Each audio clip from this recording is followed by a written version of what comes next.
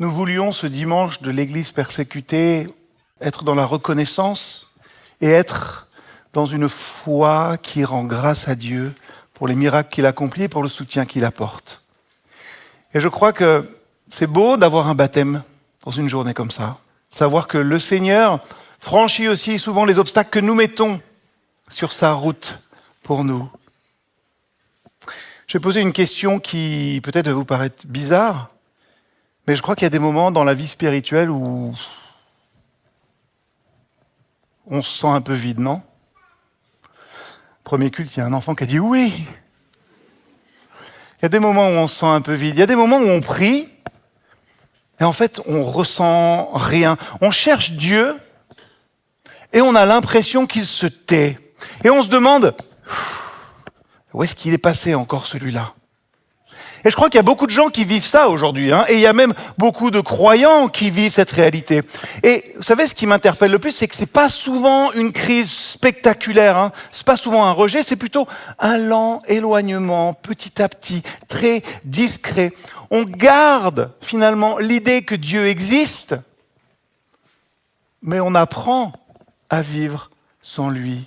On apprend à vivre finalement comme s'il n'était plus ou pas vraiment le centre de notre vie.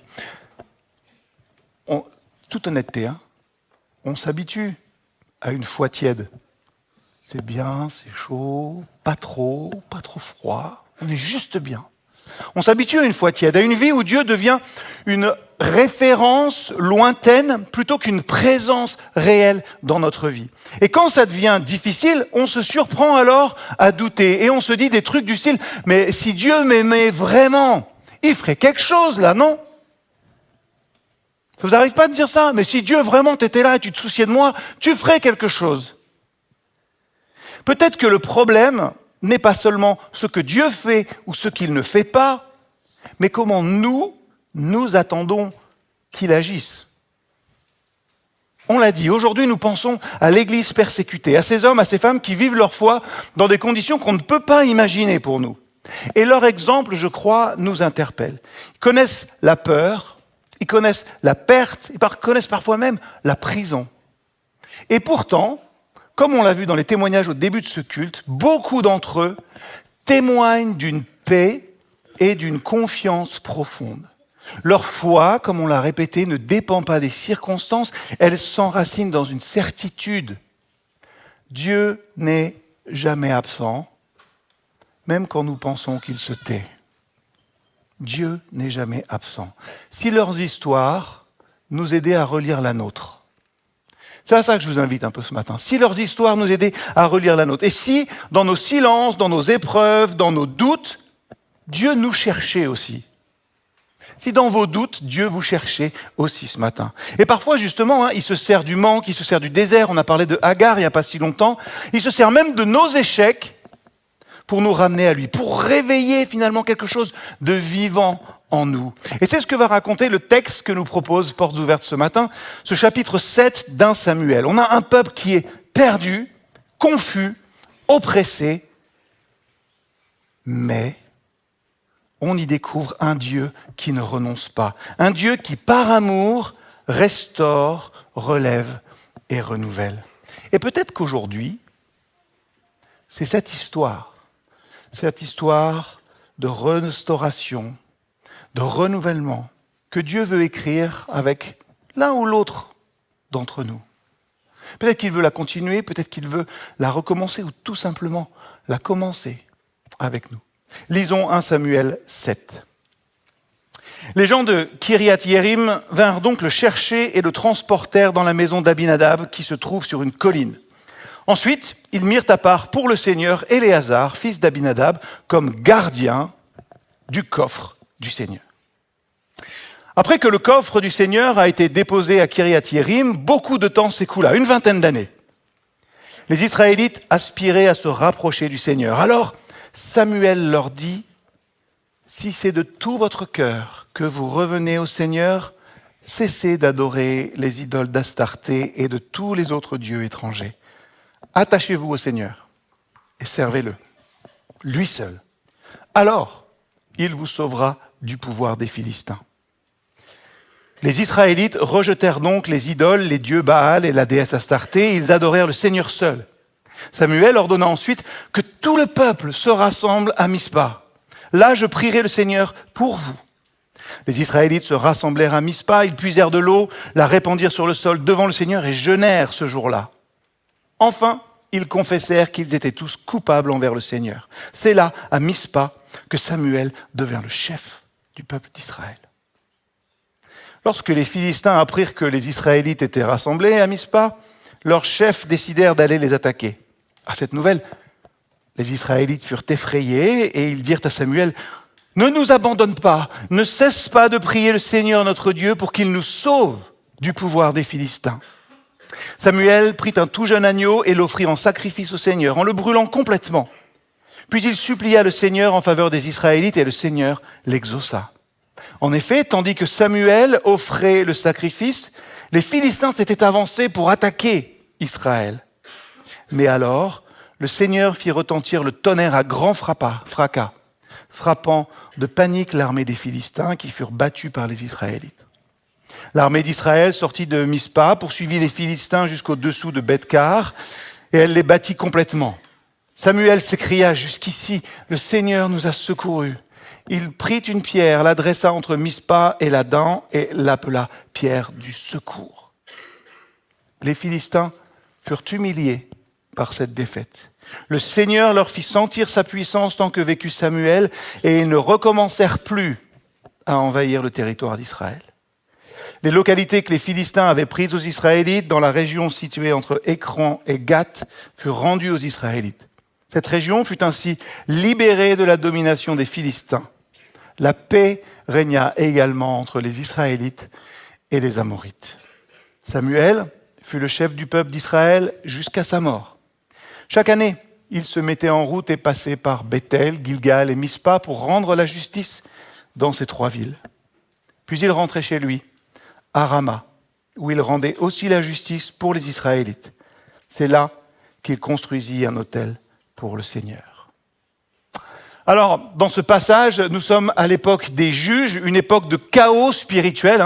Peut-être que vous avez conscience de ce qui se passait. Le peuple d'Israël vit sous la domination des Philistins depuis 20 ans. Le coffre de l'Alliance, symbole de la présence de Dieu, est là. Mais Dieu semble bien loin. La relation de Dieu avec son peuple dans le livre des juges, peut-être que vous le savez, elle est un peu en dents de scie. Le peuple soupire après lui, mais il ne sait pas, c'est vrai, comment revenir à lui. En fait, à cette époque, Dieu n'a pas disparu. Dieu n'est juste plus au centre de la vie d'Israël. Et petit à petit, le texte le dit, les Israélites se sont tournés vers les idoles, Astarté, les Baals, qui sont autour d'eux, tous ces idoles des pays et des peuples qui sont autour d'eux, des symboles de réussite, de plaisir et de sécurité. Et finalement, qu'est-ce qui fragilise le peuple ? C'est cette distance prise avec Dieu. Sans la présence de Dieu, livrés à eux-mêmes, la paix, la force, la bénédiction leur échappaient. Et à ce moment-là, Dieu, dans sa grâce, leur envoie un homme ou une femme, un juge, pour les ramener à lui et les libérer. Et à chaque fois, ça marchait. Pour un temps. Et puis retomber dans le même cycle, et c'est ça le livre, c'est ça le refrain finalement du livre des juges. Flash forward, avance rapide, 3000 ans, c'est à peu près la distance qui nous sépare du livre des juges. Nous vivons, je crois, aujourd'hui, nous tous et nous toutes, dans une époque où Dieu n'a pas complètement disparu des discussions. Non ? Parfois même, il s'invite sur les plateaux télé. On en parle encore, et peut-être que vous en parlez avec vos collègues, avec vos amis. Ou alors vous y pensez dans les grands moments. Pâques, Noël. Peut-être que vous gardez quelques petits repères spirituels dans votre vie. Mais Dieu, souvent, n'est plus au centre. On croit finalement un peu comme on garde un vieux souvenir. Mais on ne vit plus avec lui.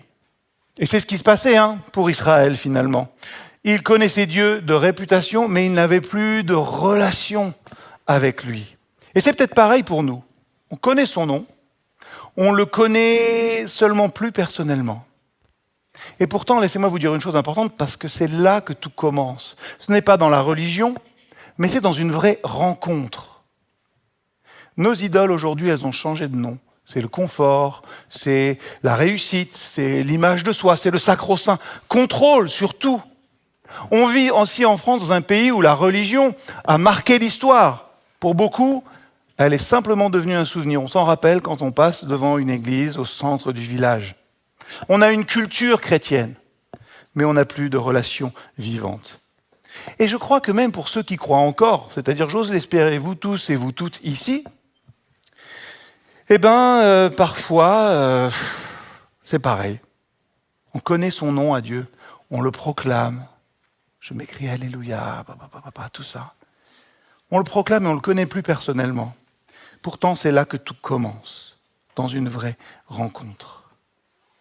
Finalement, ce contexte de tiédeur pour Israël est un peu le nôtre pour aujourd'hui, et dans le contexte du peuple d'Israël, c'est là que Samuel fait retentir cet appel simple mais radical qui peut-être nous est adressé aujourd'hui. Revenez à moi de tout votre cœur.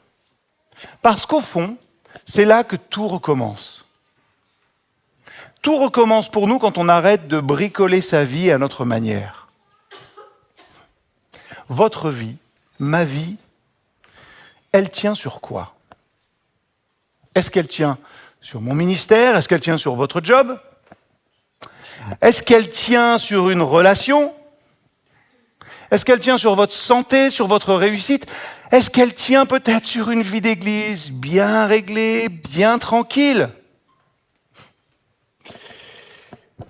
Désolé, mais tout ça, c'est quand même bien fragile, non? Tout ça, c'est bien fragile. Et l'Église persécutée nous rappelle finalement que c'est dans ces moments-là où tout est retiré que l'essentiel devient beaucoup plus clair. Christ seul suffit. Le peuple d'Israël était tout content parce qu'il pensait posséder un objet sacré. L'Arche de l'Alliance, elle est là, elle est avec nous et ça suffit pour la victoire. Voilà ce qu'on pense. En quelque sorte, tant qu'on a Dieu avec nous, là, bien posé, tout ira bien. Mais Dieu n'est pas un porte-bonheur ni une formule magique, il ne se laisse pas utiliser. Parce qu'il cherche plus que des gestes religieux. Il cherche un cœur vrai. Nous pensons peut-être que notre foi tiendra parce qu'on va à l'église, parce qu'on a été baptisé, parce qu'on sert dans un ministère. Mais ce texte met le doigt sur une vérité essentielle. Dieu cherche plus que des gestes. Dieu cherche notre cœur. Dieu veut ce qu'on a beaucoup de mal à vivre dans tous les domaines de notre vie. Dieu cherche une relation et pas une routine. Il ne s'intéresse pas tant à ce qu'on fait, pas un grand bâtiment, pas si je suis pile poil comme il faut, comme ce qu'on attend de moi, mais il s'intéresse à qui on est et à ce qui se passe là, à ce qui se passe à l'intérieur. Dans la Bible, la présence de Dieu n'est jamais une garantie automatique contre les problèmes. C'est plutôt une invitation toujours à marcher avec lui, à découvrir une confiance vivante, une fidélité réciproque. Vous vous engagez avec Dieu, Dieu s'engage avec vous aussi. Un amour qui transforme, comme ça a été dit. Et le peuple d'Israël avait oublié ça. Ils se contentaient d'avoir Dieu avec eux, là, dans le coffre de l'Alliance, sans vraiment lui laisser la place qu'il devait avoir. Et cette image, je crois qu'elle nous parle encore aujourd'hui. Beaucoup de gens gardent une idée de Dieu. Beaucoup de gens gardent une éducation religieuse, une culture chrétienne, mais sans vraie relation. On reste sur nos a priori. Et peut-être que vous êtes venus dans cette salle ce matin avec tous vos a priori sur qu'est-ce que c'est une église, qu'est-ce que c'est la foi chrétienne, qu'est-ce que c'est un pasteur, que sais-je? Soit on reste sur nos a priori, soit peut-être pour nous, si on ne change pas, si on n'a plus de relation vivante, c'est juste parce qu'on a peur de ce que Dieu pourrait bien changer dans notre vie. Si je regarde la mienne, je dis, pourquoi tu veux changer ça, Seigneur? Moi, je suis bien avec ça, là. Ça me plaît, c'est agréable. Peut-être qu'on préfère garder le contrôle. Ou simplement, on s'est habitué à vivre, sans Dieu, sans vraiment l'écouter. Ce que la Bible raconte, c'est l'histoire d'un Dieu qui appelle encore. Je pense que l'humanité a tout fait et fait tout ce qu'elle peut pour essayer de nous faire oublier Dieu. Et vous savez, la bonne nouvelle, c'est que Dieu ne se résigne pas à être oublié. Il cherche à retrouver une place dans nos vies. Et il ne veut pas habiter dans un temple, il ne veut pas habiter dans une tradition, mais il veut habiter dans nos cœurs.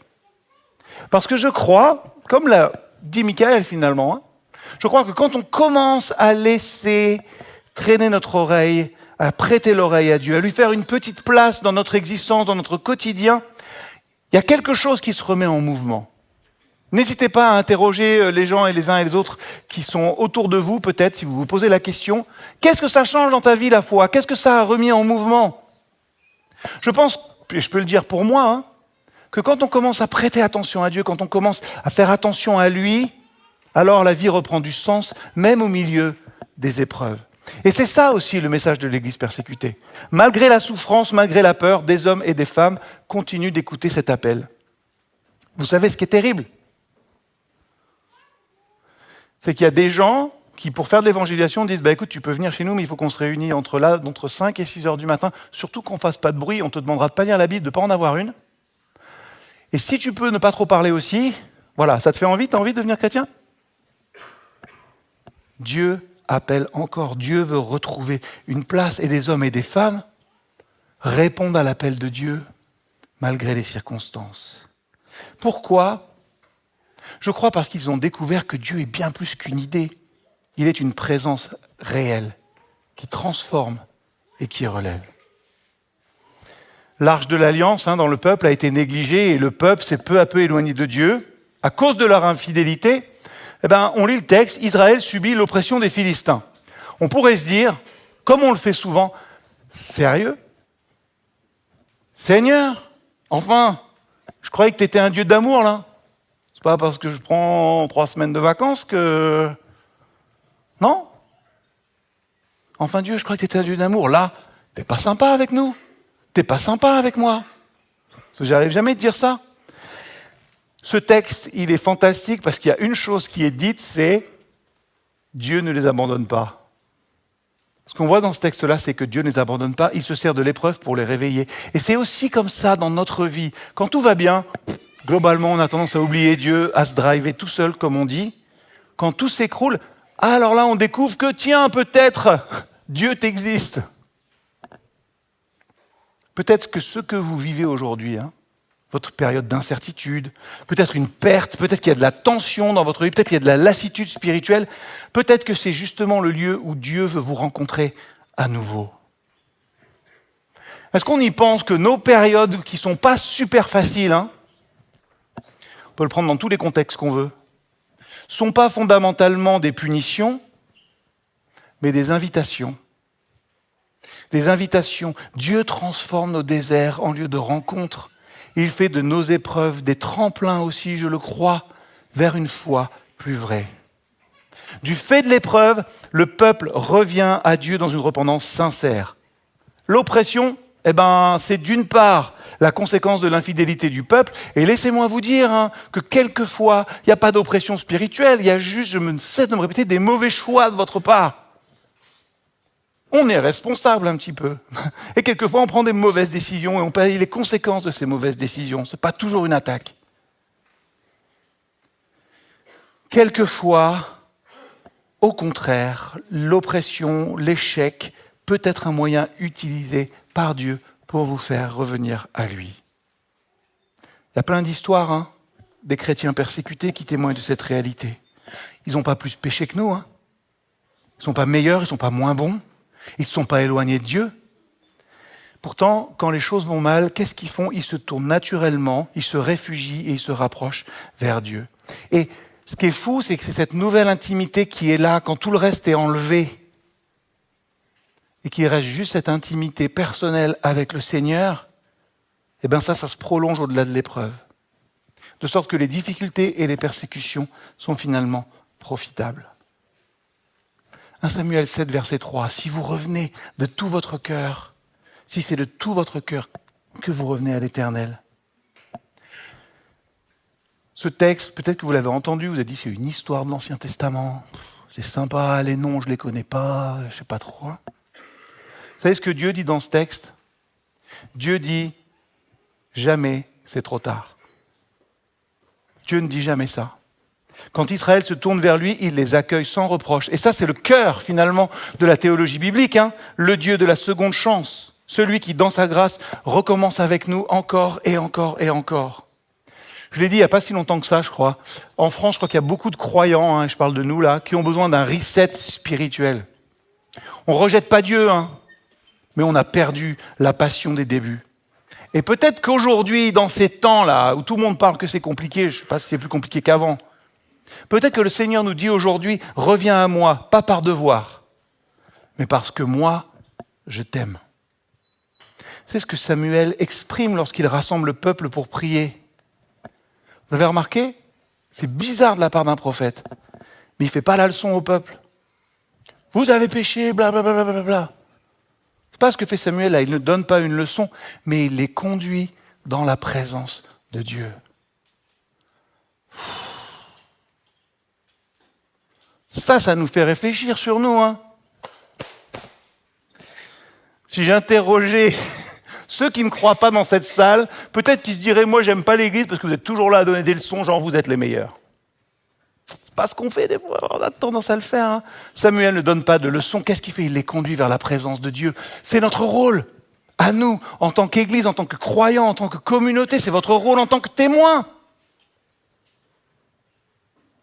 Si on changeait, on n'est pas là pour donner des leçons, on est là pour conduire les gens dans la présence de Dieu. C'est pas moins exigeant, c'est pas plus facile. Je suis là pour les conduire vers la présence de Dieu. Que fait Samuel? Samuel dit, assemblez tout Israël à Mispa et je prierai l'Éternel pour vous. Formation de disciples 101. Vous avez tous eu ça, ça va pas trop en ce moment. Écoute, je vais prier pour toi. Vous savez que ça marche. Pour moi, c'est tellement réconfortant de penser, de voir que Samuel ne fait pas de reproches au peuple, comme Dieu ne nous en fait pas non plus lorsqu'on se tourne avec sincérité vers lui. Samuel, il accueille, il encourage la démarche du peuple. J'en ai marre de la Bible. Ne me citez pas, ne passez pas ça. Samuel encourage la démarche du peuple et il accueille.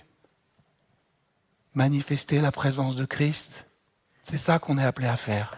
C'est ça que l'Église est appelée à faire. Accueillir et encourager cette démarche de retour ou de rencontre avec Dieu. Samuel, qu'est-ce qu'il fait? Il montre ce que Dieu attend du peuple.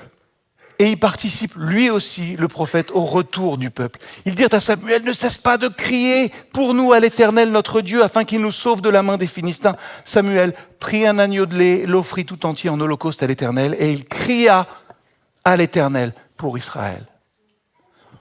Vous avez un paquet de devoirs à faire, et moi aussi. Crier à l'Éternel. Je ne sais pas pour qui vous pouvez crier à l'Éternel pour. Il y a dans ce passage une idée tellement simple et tellement bouleversante. Dieu ne ferme jamais la porte. Quand Israël se rend compte qu'il s'est éloigné, Dieu ne répond pas par la colère, mais par l'accueil. Il ne dit pas « c'est trop tard ». Il dit « reviens ». Et ça doit être notre mentalité aussi. Ne jamais dire trop tard, mais dire « reviens, reviens ». C'est ça le cœur du texte. Un Dieu prêt à recommencer, à redonner une chance encore et encore. Ce n'est pas un retour par peur ou par devoir, mais c'est un retour par amour. Je vais vous faire une confession. Je pense que ça se voit, je suis un homme. Je ne sais pas si certains ont des doutes, mais non, je suis un homme. Aucun commentaire sur la politique et les gens qui font courir des rumeurs abracadabrantesques. Je suis un homme et donc du coup, mesdames, peut-être que vous acquiescerez, je cherche souvent des excuses. Ah, un petit silence gênant. C'est jamais vraiment de ma faute, voilà.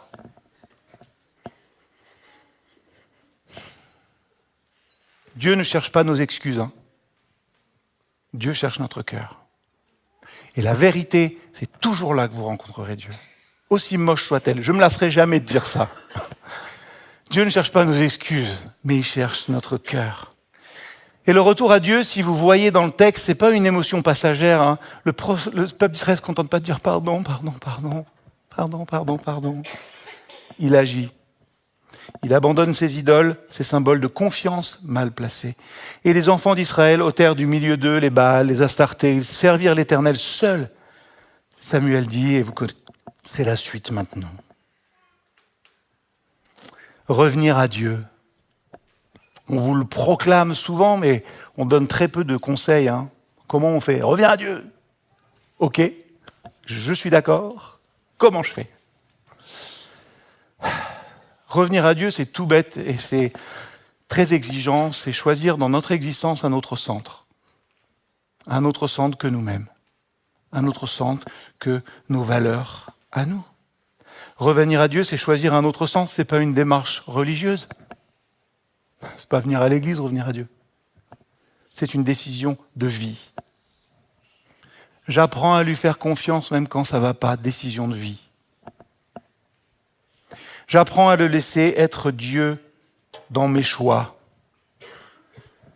Décision de vie. J'apprends à lui faire confiance dans mes relations. Décision de vie.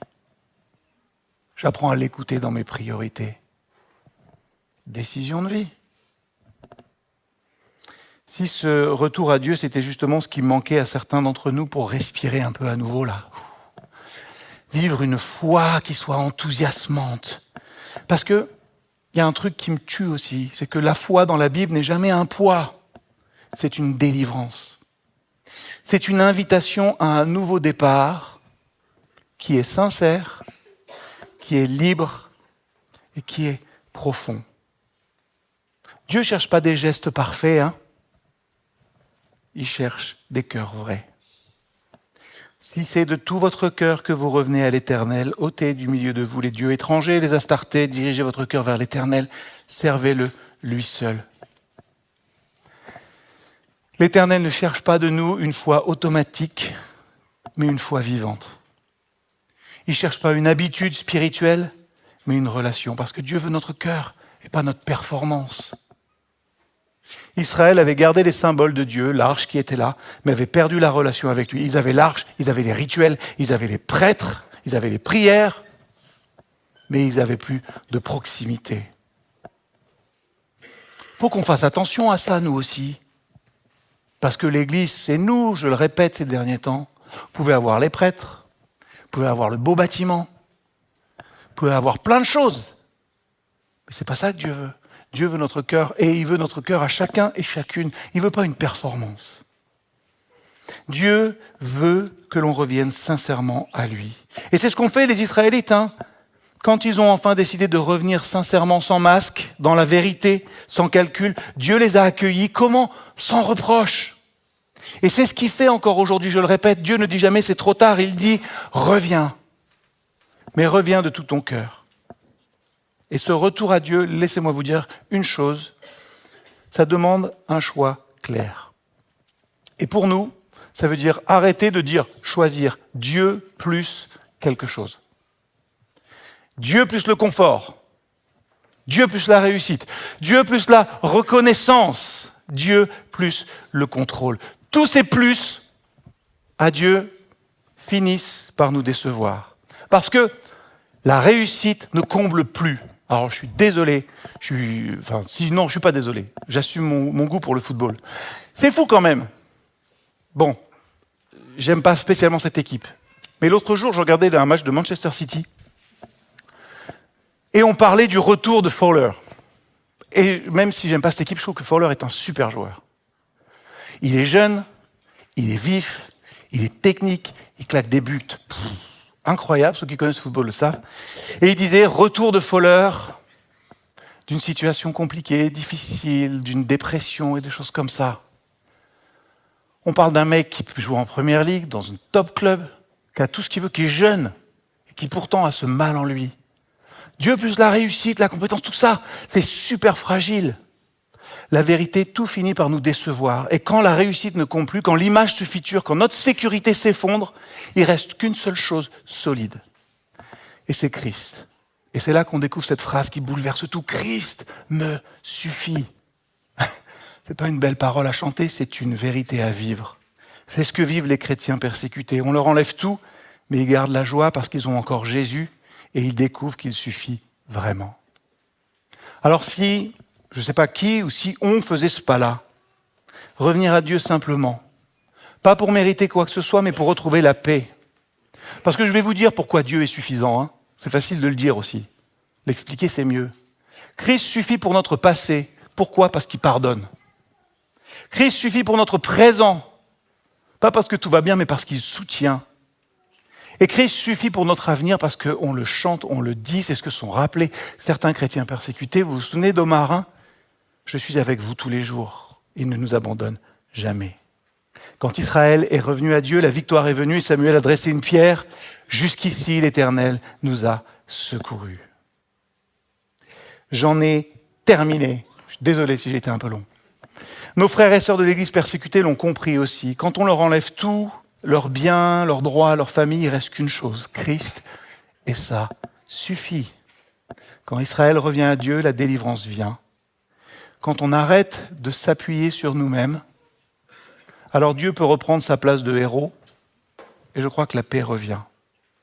Alors je crois qu'en ce dimanche de l'Église persécutée, Dieu nous parle aussi à nous. Église libre, parfois bien endormie quand même.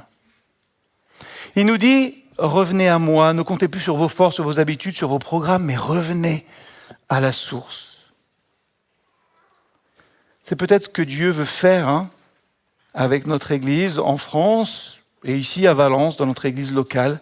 Peut-être c'est ce qu'il veut faire avec l'Église M. Et c'est compliqué, c'est difficile. Peut-être qu'il veut purifier notre foi. Pour faire quoi ? Pour la rendre plus humble, plus profonde, plus vraie. On n'a pas besoin d'une foi spectaculaire, on a besoin d'une foi solide. D'une foi qui se souvient, d'une foi qui persévère. Et quand on considère la fidélité de Dieu tout au long de notre marche, chacun et chacune a repensé pendant les chants qu'on va chanter, là, repensé à la pierre que Martin vous a invité à visualiser. Quand on considère la fidélité de Dieu tout au long de notre marche jusqu'à ce jour, oui, on peut dire avec Samuel, jusqu'ici, l'Éternel nous a secourus. Vous entendez cette prière ? Je ne sais pas si j'avais été un prophète, j'aurais fait un truc plus, je sais pas, j'aurais laissé quelque chose qui aurait vraiment marqué les esprits là. Vous imaginez ? Jusqu'ici, l'Éternel nous a secourus. Moi, c'est comme ça que j'entrais. Et pourtant, il y a de la confiance. Jusqu'ici, l'Éternel nous a secourus. Si vous pensez à ça, si vous vivez votre foi humblement, vraiment et profondément, alors vous la fortifiez et nous la faisons gagner en maturité. Amen.